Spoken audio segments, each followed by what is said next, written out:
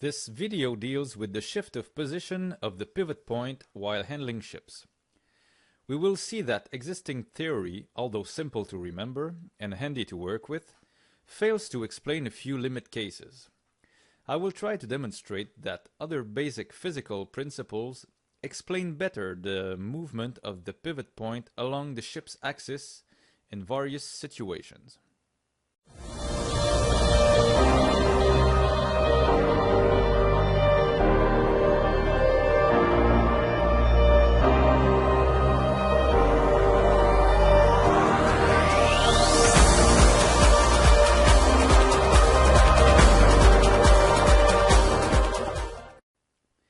It will also promote the idea that evaluating the effect that a sideways force has on the rotation and on the lateral movement of the ship is more practical at all stages of ship handling than strictly dealing with the pivot point. Let's start with well-known situations. Our small-scale model will turn around an open dock. When a third of the ship will be clear of the corner, the ship will kick ahead on a hard-to-port wheel. As we have all learned, the ship clears the dock since the pivot point is about 1/3 from the bow when moving ahead. Here is another example. In the next situation, the ship is moving astern. Since my homemade model was too basic to be fitted with a bow thruster, I simply use a string to give an efficient side thrust as necessary. The pull is given when a third of the vessel is clear of the dock. So far, so good. The classic pivot point theory does perfectly well. Now watch our ship going astern and having a very effective stern kick to port. A third of the ship clears the dock, kick, ouch. Now going ahead and having a very efficient bow thruster action. Once again, it's not going as per plan. Let's try a different type of efficient underwater thruster. Where is the pivot point? It is lying at about 75% of the ship's length, so 1/4 ship's length from aft. From the last three examples, we can see that the classic pivot point theory has its limitations. I will try now to introduce a different approach of the pivot point. But before we do, let me show you the detail of my highly sophisticated homemade bow thruster. Of course, in most of our rivers, it would not be very practical.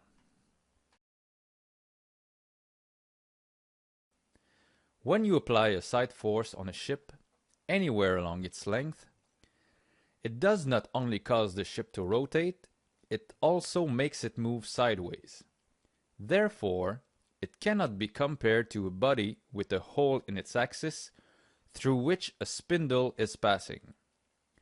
A ship is not pivoting around a fixed axis.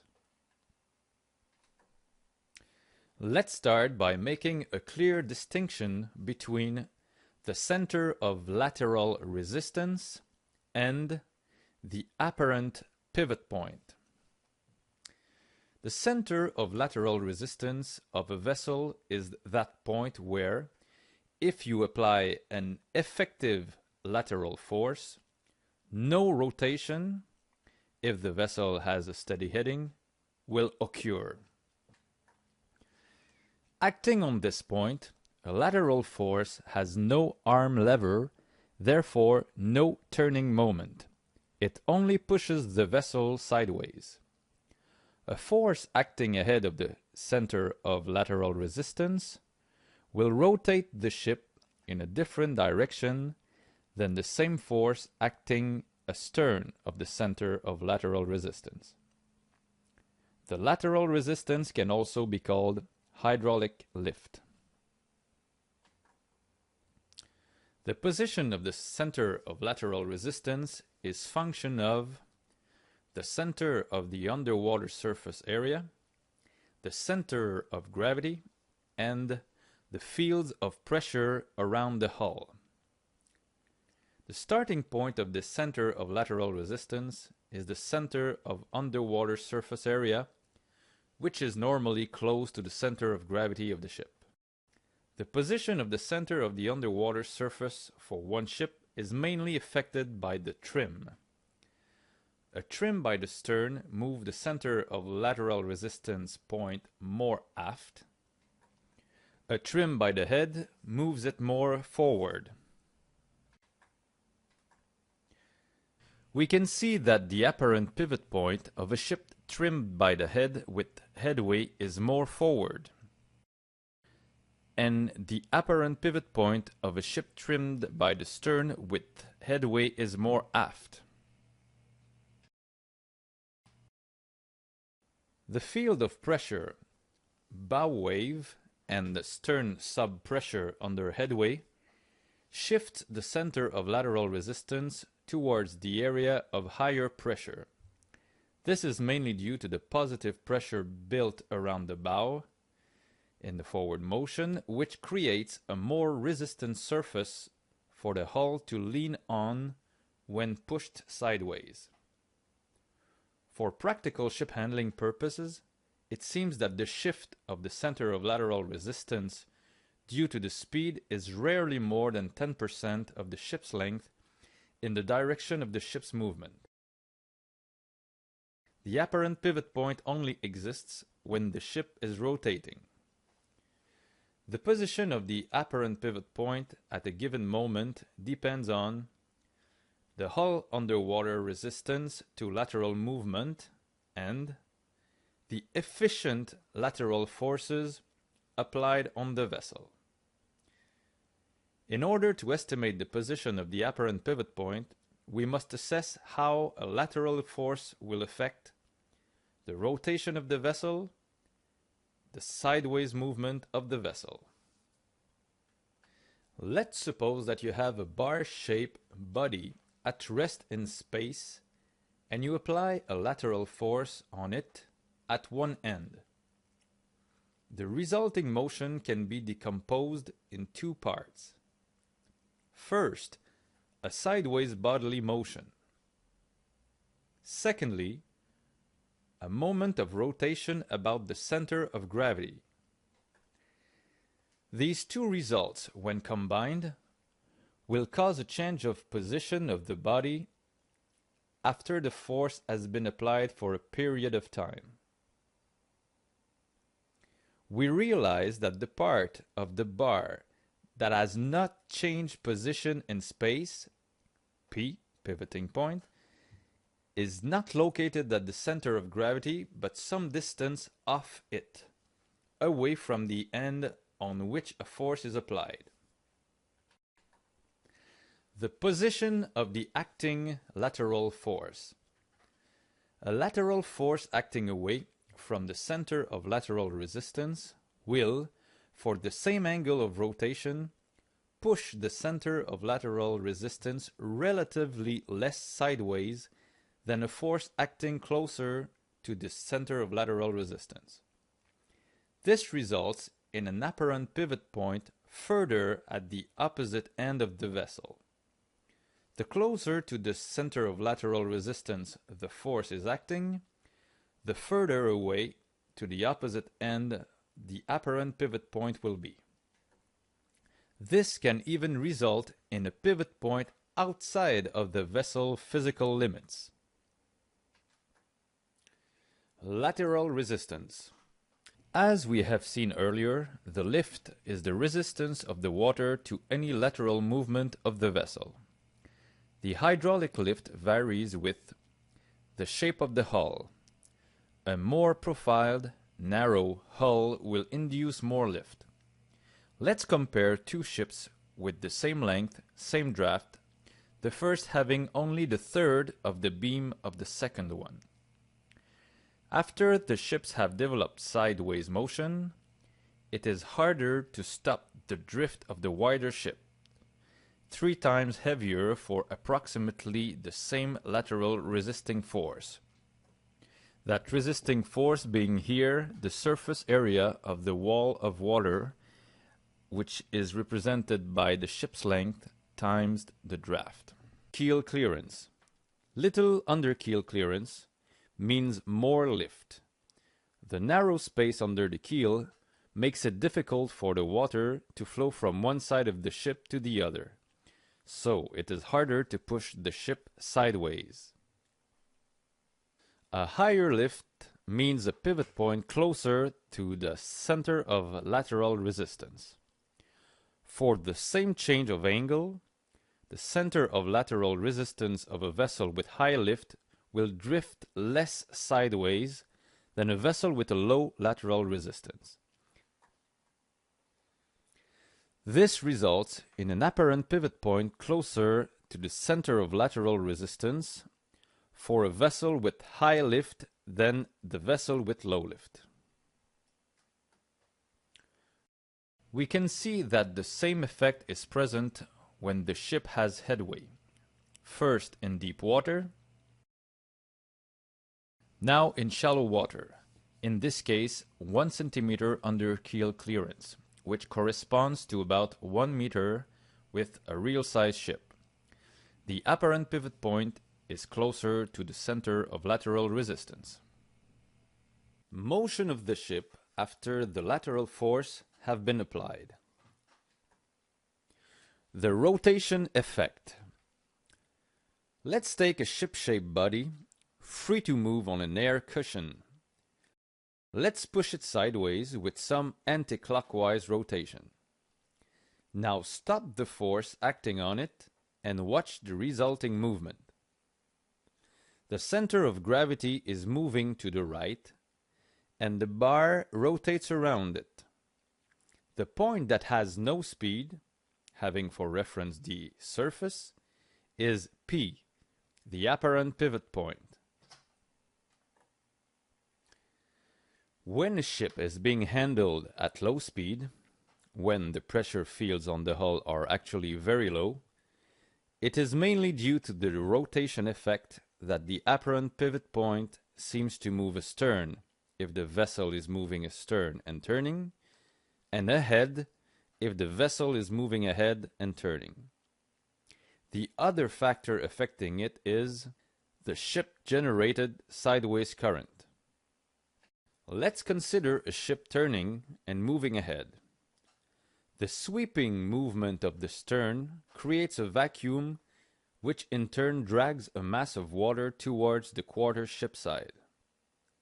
The outer ship side also pushes a mass of water away. We will call it the ship-generated sideways current. Let's now stop the force creating the turning movement. The ship, with its rotational inertia, keeps on turning, but the rate of turn will reduce due to water friction. The ship-generated sideways current, with its own inertia, will catch the stern and continue to push it sideways, while the forward part of the ship is in undisturbed water. This force, acting more or less sideways on the stern, contributes in moving the apparent pivot point more forward. All factors stated above have been explained separately. In real life, they all combine together with various intensities depending on conditions. Quantifying precisely the resulting effect for every specific condition is far beyond the best mariner's abilities. But understanding these basic principles and knowing that they fit with reality may be of some help in everyday ship handling. Some real-life observations and how they meet theory. The ship-generated sideways current has a lot to do in the stern seeking to go upwind ability of a ship going astern. The ship adrift is pushed sideways in a beam wind. Its motion creates a ship-generated sideways current. When the vessel is going astern, it pulls the aft part of the vessel out of the ship-generated current. The stern being now in an area of relatively undisturbed water, the rest of the vessel still in the local ship-generated current, a turning couple is created, bringing the stern upwind.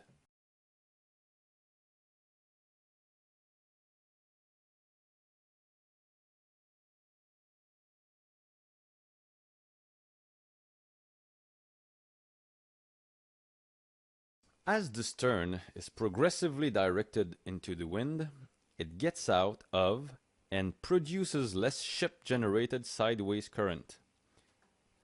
Another force couple is developing. The component of the propeller pull, which is directed in the opposite direction of the wind, is increasing. It creates an arm lever of a length d between the propelling force and the center of windage.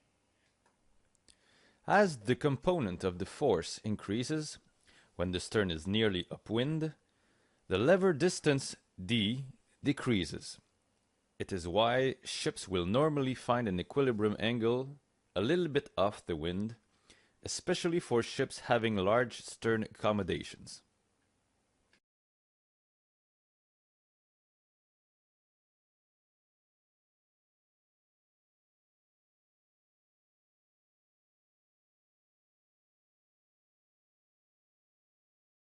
Another demonstration of the sideways current. The ship is pushed sideways by a tug and its own Azipod propeller. The ship creates a side current. A short kick ahead is given to get the bow out of the created current. The stern is carried by the current, causing a turning couple.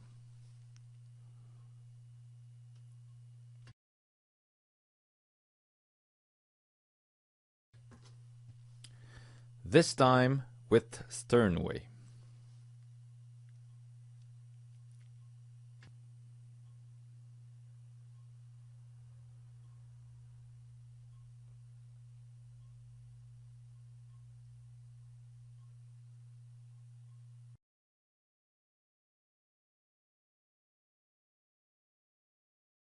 This phenomenon was described in 2001 in the text Unpredictable Behavior, Example of a Reason to Reconsider the Theory of Maneuvering for Navigators by Captain Max J. Van Hilten. Donkey, because it describes the behavior of a ship pushed sideways by a forward escort tug, turning against the tug directing force. Initially, the ship is moving ahead. The forward escort tug will start pushing in order to direct the bow to port. The tug pushing has the following effect on the ship: a sideways motion of the ship to port, a rotation of the ship to port since the force is acting forward of the center of lateral resistance. By this sideways motion, the ship is also displacing a mass of water sideways with her, pushing it on port side, sucking it on starboard side.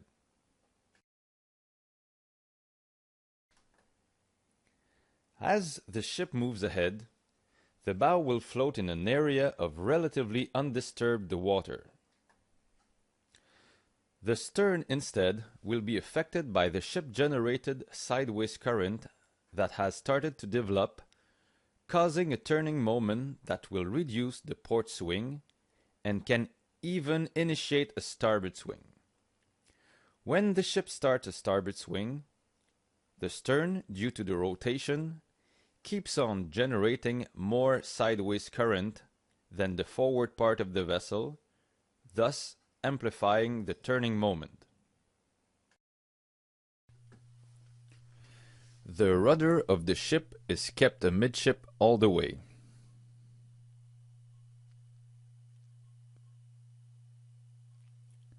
For those who believe that the tug's drag is the main explanation, I invite you to watch closely the next experiment.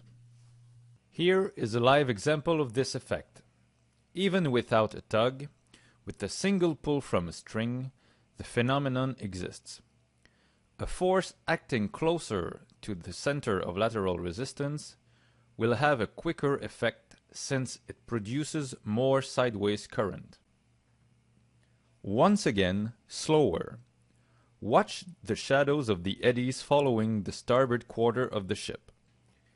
We can visualize how it acts unevenly along the hull, having more effect aft than forward, and thus creating the turning couple.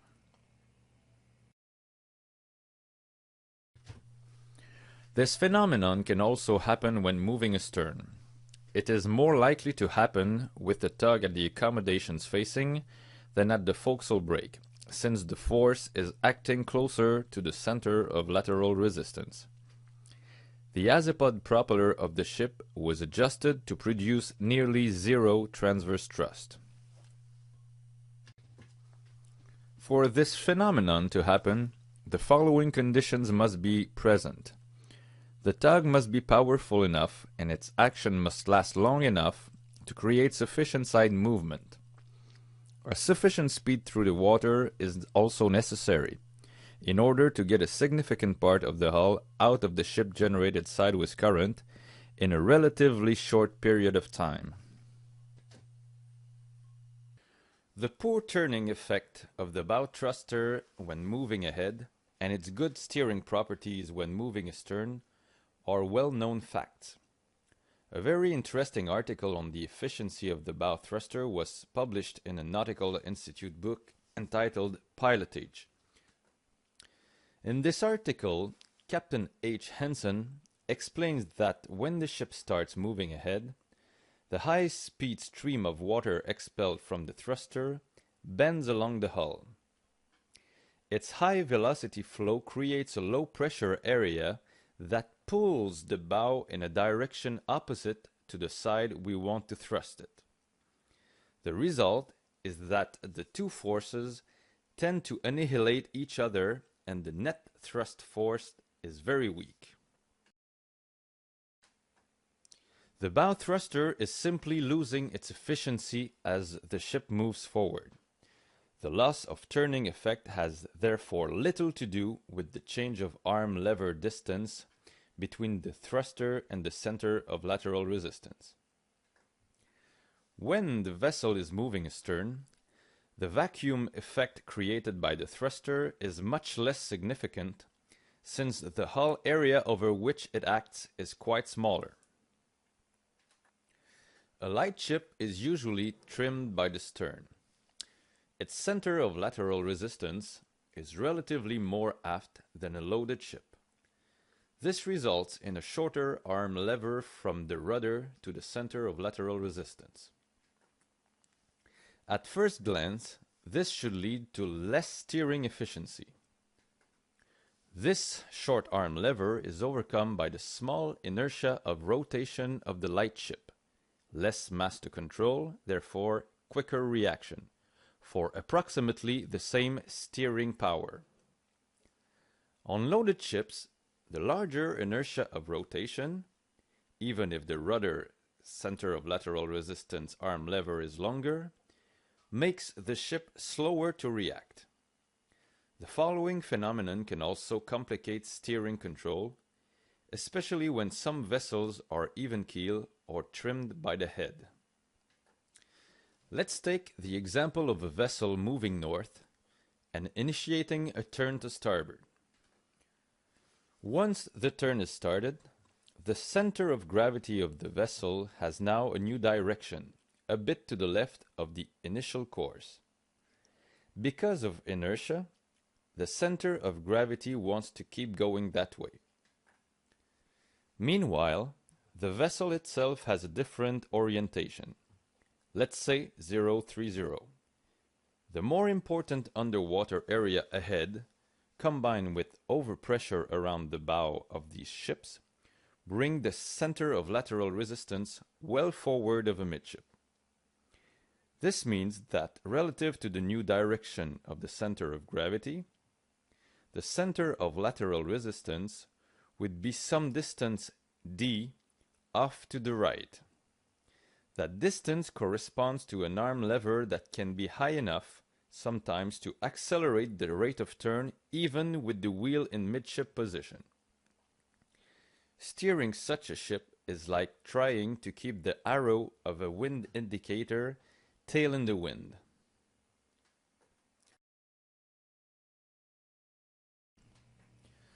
On the contrary, when the center of gravity of the ship is forward of its center of lateral resistance, it improves its directional stability. Azipod-driven vessels going astern and turning will best demonstrate the present theory. Their high side thrusting capacity will show a pivot point forward of a midship, even if the vessel is going astern, especially at low harbor speeds. In fact, I foresee the greatest usefulness of the present theory for those who handle Azipod and Z-drive ships.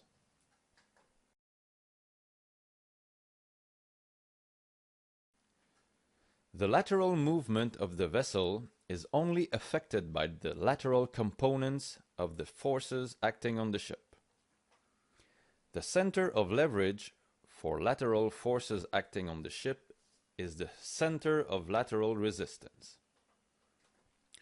The center of lateral resistance, initially between the center of gravity and the center of underwater surface area, shifts towards aft with a trim by the stern and towards forward with a trim by the head. The center of lateral resistance shifts progressively forward as forward motion through the water increases, progressively aft as aft motion through the water increases. Once the position of the center of lateral resistance is estimated, estimate the relative position and effectiveness of the lateral forces involved. Consider the arm lever length and estimate the amount of rotation and the amount of side movement the force will induce. You can then estimate where the apparent pivot point will lie. The apparent pivot point is a consequence of these two movements combined. It is not a cause. It has nothing to do with the turning arm levers acting on the ship. A ship with high lift will develop less sideways movement. Once a ship has developed a swing and no more force is acting on it, especially at low port operation speed, the rotation effect and the ship-generated sideways current are the main factors determining the position of the apparent pivot point, which is towards the end of the ship going in the direction of the turn.